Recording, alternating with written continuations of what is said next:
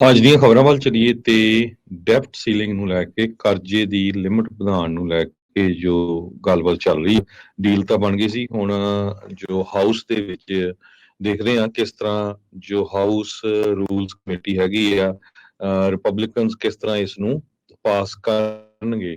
ਦੋ ਕਮੇਟੀ ਦੇ 9 ਮੈਂਬਰਾਂ ਦੇ ਵਿੱਚੋਂ representative Ralph Norman southern Carolina ਤੋਂ ਆ ਤੇ ਚਿਪ ਰॉय ਟੈਕਸਸ ਤੋਂ ਆ।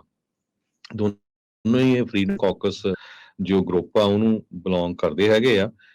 ਉਹ ਇਸ ਡੀਲ ਦੇ ਉਲਟ ਆਏ ਹੈਗੇ ਆ। ਸੋ ਉਹਨਾਂ ਨੇ ਇਹ ਕਿਹਾ ਵੀ ਉਹ ਅੱਜ ਇੱਕ ਪ੍ਰੈਸ ਕਾਨਫਰੰਸ ਵੀ ਕਰਨਗੇ। ਇਸੇ ਤਰ੍ਹਾਂ ਰਿਪਰੈਜ਼ੈਂਟੇਟਿਵ ਥਾਮਸ ਮੈਸੀ ਜੋ ਰਿਪਬਲਿਕਨ ਕੰਟਕੀ ਤੋਂ ਹੈਗੇ ਆ, ਲਿਬਰਟੇਰੀਅਨ ਮਾਈਂਡਡ ਕੰਜ਼ਰਵੇਟਿਵ ਆ, ਉਹਨਾਂ ਨੇ ਵੀ ਇਹ ਕਿਹਾ ਵੀ ਮੈਂ ਫਰੀडम ਕਾਕਸ ਦੇ ਨਾਲ ਸਪੋਰਟ ਕਰੂੰਗਾ। ਸੋ ਹੁਣ ਦੇਖਦੇ ਆ ਵੀ ਉਹਦੇ ਵਿੱਚ ਕਿੰਨੇ ਕੁ ਜਾਣੇ ਵੋਟ ਪਾਉਂਦੇ ਆ, ਕਿਉਂਕਿ ਪਹਿਲਾਂ ਕਾਂਗਰਸ ਚੋਂ ਪਾਸ ਕਰਨਾ ਪੈਣਾ ਹੈਗਾ। ਉਹ ਤੋਂ ਬਾਅਦ ਫਿਰ ਸੈਨੇਟ ਤੋਂ ਤੇ ਫਿਰ ਜੋ ਗਵਰਨਰ ਸਾਹਿਬ ਆ, ਸੌਰੀ ਜੋ ਪ੍ਰੈਜ਼ੀਡੈਂਟ ਆ ਜੋ ਬਾਈਡਨ ਹੋਣੀ, ਉਹਨਾਂ ਦੇ ਕੋਲ ਇਹ ਜਾਊਗਾ। ਜੀ ਬਿਲਕੁਲ, ਕਮੇਟੀ ਚੋਂ ਪਾਸ ਹੋਣਾ ਇਹ ਹੁਣ ਦੇਖੋ ਕੀ ਹੁੰਦਾ। 99 ਪੇਜਾਂ ਦਾ ਫਿਸਕਲ ਰਿਸਪੌਂਸਿਬਿਲਟੀ ਐਕਟ ਦੇ ਤਹਿਤ ਇਹਨਾਂ ਦੋਨਾਂ ਲੀਡਰਸ ਦੇ ਦਰਮਿਆਨ ਇਹ ਸਮਝੌਤਾ ਹੋਇਆ ਸੀ, ਪ੍ਰੈਜ਼ੀਡੈਂਟ ਬਾਈਡਨ ਤੇ ਹਾਊਸ ਸਪੀਕਰ ਕੈਵਿਨ ਮੈਕਾਰਥੀ। ਸੋ ਹਾਰਡਲਾਈਨਰ ਜਿਹੜੇ ਕੁਛ ਰਿਪਬਲਿਕਨ ਪਾਰਟੀ ਵੱਲੋਂ ਆ, ਇਹ ਅਜੇ ਪੂਰੀ ਤਰ੍ਹਾਂ ਇਸ ਦੇ ਹੱਕ ਦੇ ਵਿੱਚ ਨਹੀਂ ਆ।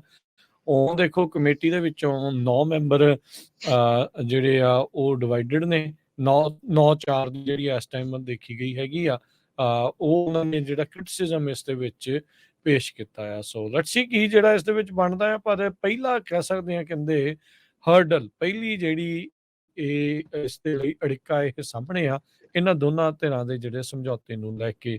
ਅੱਜ 30 ਤਰੀਕ ਦੇਖੋ ਹੋ ਚੁੱਕੀ ਆ, 5 ਤਰੀਕ ਆਉਂਦੇ ਸੋਮਵਾਰ ਤੱਕ ਅਮਰੀਕਾ ਦਾ ਨਹੀਂ ਤਾਂ ਦੀਵਾਲੀਆ ਜਿਹੜਾ ਕਹਿੰਦੇ ਆ ਵੀ ਉਹ ਨਿਕਲ ਸਕਦਾ ਆ, ਲੋਨਸ ਦੇ ਉੱਤੇ ਡਿਫਾਲਟ ਕਰ ਸਕਦਾ ਆ, ਖਰਚੇ ਜਿਹੜੇ ਉਹ ਬੰਦ ਹੋ ਸਕਦੇ ਆ।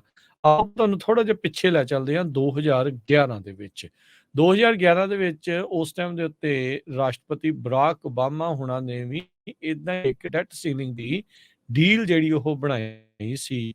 ਉਸ ਡੀਲ ਦੇ ਵਿੱਚ ਪ੍ਰੈਜ਼ੀਡੈਂਟ ਓਬਾਮਾ ਨੇ $2.1 ਟ੍ਰਿਲੀਅਨ ਦੇ ਸਪੈਂਡਿੰਗ ਕੱਟਸ ਆ ਉਸ ਨੂੰ ਹਾਮੀ ਜਿਹੜੀ ਉਹ ਭਰੀ ਸੀ, ਤਾਂ ਜੋ ਜਿਹੜਾ ਡੈਟ ਸੀਲਿੰਗ ਦਾ ਕ੍ਰਾਈਸਿਸ ਉਸ ਟਾਈਮ ਚੱਲ ਰਿਹਾ ਸੀ ਉਸ ਨੂੰ ਖਤਮ ਕੀਤਾ ਜਾ ਸਕੇ। ਸੋ 900 ਬਿਲੀਅਨ ਡਾਲਰ ਉਹਨਾਂ ਦੀ ਜਿਹੜੀ ਸਿੱਧੀ ਸਪੈਂਡਿੰਗ ਕੱਟਸ ਤੇ ਡੈਫਿਸਿਟ ਰਿਡਕਸ਼ਨ ਦੇ ਲਈ ਦੇਖਿਆ ਗਿਆ ਸੀ। ਉਦੋਂ ਵੀ ਜੁਆਇੰਟ ਕਾਂਗਰੈਸ਼ਨਲ ਕਮੇਟੀ ਉਹਨਾਂ ਨੇ ਕਿਹਾ ਵੀ ਸਾਨੂੰ ਘੱਟੋ ਘੱਟ 1.2 ਬਿਲੀਅਨ ਹੋਰ ਡਾਲਰ ਲੱਭੇ ਆ, ਜਿਹਦੀ ਖਰਚਾ ਜਿਹੜਾ ਉਦੋਂ ਘਟਾਇਆ ਜਾ ਸਕਦਾ। ਉਸ ਟਾਈਮ ਹਾਊਸ ਦੇ ਸਪੀਕਰ ਰਿਪਬਲਿਕਨ ਪਾਰਟੀ ਵੱਲੋਂ ਜੌਨ ਜਿਹੜੇ ਬੇਨਰ ਜਿਹੜੇ ਉਹ ਹੁੰਦੇ ਸੀਗੇ, ਤੇ ਉਸ ਟਾਈਮ ਪ੍ਰੈਜ਼ੀਡੈਂਟ ਬਰਾਕ ਓਬਾਮਾ ਸੀਗੇ ਆਪਣੇ ਕਾਲ ਦੇ ਵਿੱਚ। ਉਹ ਇਹ ਨਵੇਕਲੀ ਚੀਜ਼ ਨਹੀਂ ਜਿਹੜੀਆਂ ਇਦਾਂ ਦੀਆਂ ਜਿਹੜੀਆਂ ਉਹ ਡੀਲਸ ਹੋਣਗੀਆਂ, ਪਰ ਇਸ ਵਾਰ ਰਿਪਬਲਿਕਨ ਪਾਰਟੀ ਵਾਲਿਆਂ ਨੇ ਆਪਣੇ ਕਾਫੀ ਜਿਹੜੀਆਂ ਚੀਜ਼ਾਂ ਆ ਉਸ ਨੂੰ ਮਨਵਾਇਆ ਜਿਹੜਾ ਇਸ ਦੇ ਵਿੱਚ ਹੈਗਾ ਆ। ਸਟੂਡੈਂਟ ਲੋਨਸ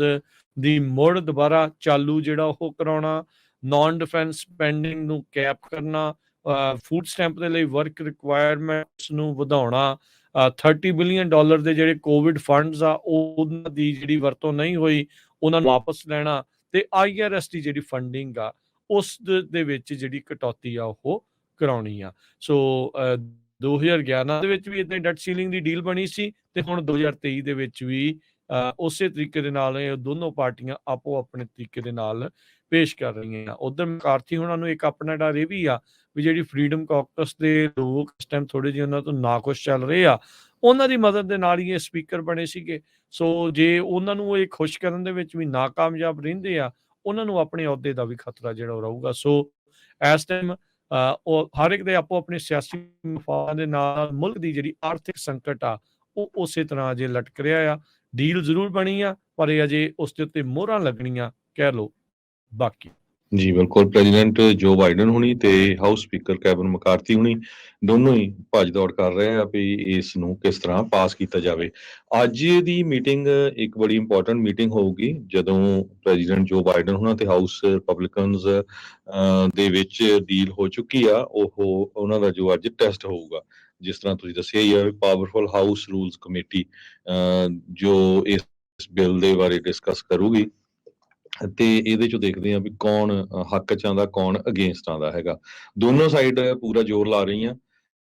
ਆਪਣੇ ਆਪਣੇ ਪਾਰਟੀ ਦੇ ਹਾਰਟ ਲਾਈਨਰਸ ਆ, ਜੋ ਡੈਮੋਕ੍ਰੇਟ ਆ ਉਹਨਾਂ ਦੇ, ਜੋ ਪ੍ਰੋਗਰੈਸਿਵ ਆ ਫਾਰ ਲੈਫਟ ਹੈਗੇ ਆ, ਤੇ ਰਿਪਬਲਿਕਨ ਜਿਹੜੇ ਉਹਨਾਂ ਦੇ ਫਰੀडम ਕਾਕਸ ਵਾਲੇ ਫਾਰ ਰਾਈਟ ਵਾਲੇ ਆ, ਉਹਨਾਂ ਨੂੰ ਮਨਵਾਉਣ ਦੇ ਵਿੱਚ ਡੈਡਲਾਈਨ ਬਿਲਕੁਲ ਐਨ ਸਿਰ ਦੇ ਉੱਤੇ ਹੀ ਆ, ਕਿਉਂਕਿ ਜੂਨ 5 ਉਹ ਤੋਂ ਪਹਿਲਾਂ ਪਹਿਲਾਂ ਇਹ ਸਾਰਾ ਕੁਝ ਕਰਨਾ ਪਊਗਾ, ਨਹੀਂ ਤਾਂ ਇਹਦਾ ਅਸਰ ਆ ਯੂਐਸ ਦੀ ਇਕਨੋਮੀ ਤੇ ਯੂਐਸ ਦੀ ਜੋ ਸਟਾਕ ਮਾਰਕੀਟ ਆ ਉਹਦੇ ਉੱਤੇ ਵੀ, ਆਮ ਲੋਕਾਂ ਤੇ ਜਿਨ੍ਹਾਂ ਨੂੰ ਜੋ ਸੋਸ਼ਲ ਸਿਕਿਉਰਿਟੀ ਆ ਜਾਂ ਮੈਡੀਕਲ ਬੈਨੀਫਿਟਸ ਮਿਲਦੇ ਆ, ਉਹਨਾਂ ਸਾਰੇ ਉੱਤੇ ਬਹੁਤ ਜ਼ਿਆਦਾ ਹੋਊਗਾ। ਸੋ ਆਉਣ ਵਾਲੇ 2-4 ਦਿਨ ਇਹ ਕਾਫੀ ਕ੍ਰਿਟੀਕਲ ਹੈਗੇ ਯੂਐਸਏ ਦੇ ਵਿੱਚ, ਕਿੱਧਰ ਨੂੰ ਜੋ ਆਪਣੇ ਇਲੈਕਟਡ ਆਫੀਸ਼ੀਅਲਸ ਆ ਉਹ ਜਾਂਦੇ ਹੈ।